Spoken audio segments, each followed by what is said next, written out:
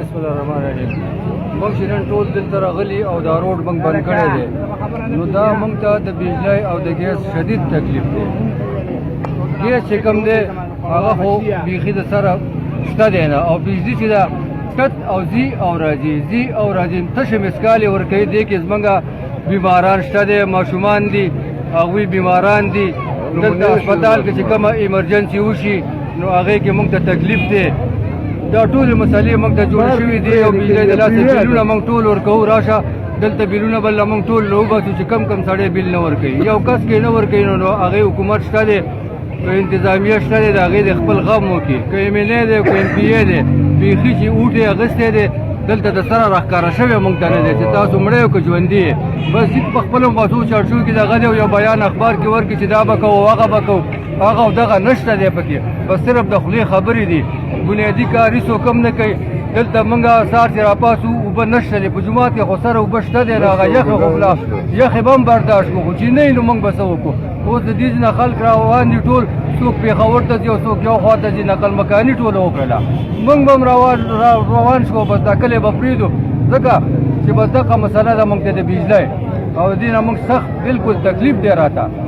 بله دا خبره ده که MPA او MLA دوی زموږ دا مسله حل نه کړله نو دوی خو په خپل ځای کې یې نه، موږ ټول به روان شو، ټول لیمځي قوم او ټول شوقدر سره د فاطمه خیل او د سمندر خیلو دا به هم ځان څه کړو، د هغوی د کورونو د وجرو مخو ته به کښېنو چې زموږ دا مسله دي، زموږ د یوه اپډې څه حل کړي، زموږ د ګیس والا څه دې حل کړي. دوی زموږ دپاره همدغه هلته ناست دي او چې دوی په خپلو کورونو کې شته دی نه، یو پېښور کې او بل په اسلام آباد کې، نو موږ به چاره همدغه وجرې او د کورونو مخې ته به ورته ناست او شپه ورځ د دې ځینې هغه ځای ښه دی بس ناست به ورته. دا د 48 ګنټو نه خو کم از کم یو پیډر باندې سره بجلي راغلی نه ده او بیخي بنده ده.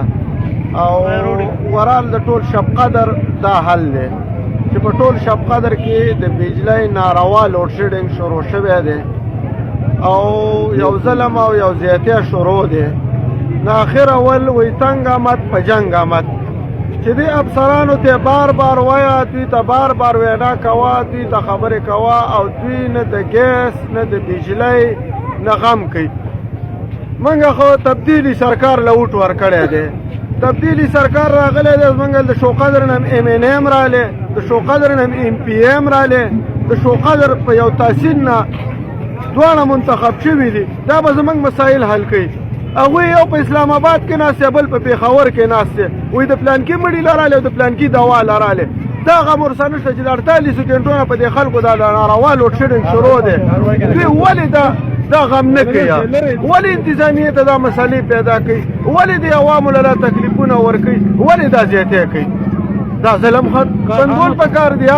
دا ظلم به د کومې پورې یا د کومې پورې به موږ دې اور کې او دې ظلم کې سوځو؟ د بجلی د نشوالي د وجې نه عوامو ته څه تکلیفونه دي؟ دا راته تکلیف ورته نن دا دی چې نن سپینګیرو په یخو اوبه هم نشته، په جوماتونو کې اوبه نشته، واړه د نمونې شوه، سینې خرابې دي، اسکولونو ته کتابونه چوټیانې ورکړي چې سټډي به کوي، سټډي نشته، بل څه نشته. یار دا دې ماشومانو دې ګلالو ته وګوره، دا تباه وبا شو یار. دا اسکولونو یې دغه کړي چې 15 ورځې ستاسو چوټیانې تاسو به کم از کم دغه وکړئ، دا د دوی تباه شو.